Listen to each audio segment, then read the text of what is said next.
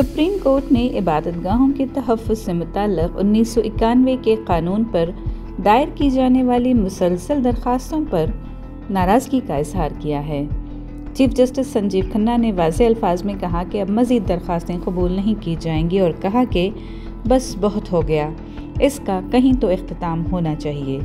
اب اس معاملے پر 3 رکنی بینچ اپریل میں زیر التوا درخواستوں کی سماعت کرے گا اور ممکنہ طور پر مارچ میں اس کی تاریخ کا اعلان کیا جائے گا۔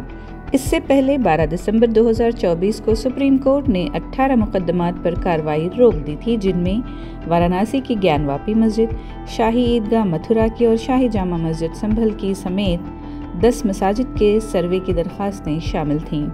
اس کے بعد بھی کئی نئی درخواستیں دائر کی گئی ہیں، جن میں ایم کے سربراہ اسد الدین اویسی، سماجوادی پارٹی کی MP اقرا چودھری اور کانگریس پارٹی کی درخواستیں شامل ہیں۔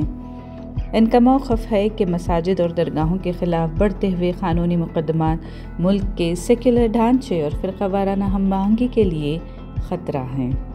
دوسری جانب اکھل بھارتی سنت سمیتی نامی ہندو تنظیم نے 1991 کے قانون کو چیلنج کرنے والے مقدمات میں مداخلت کی درخواست دی ہے۔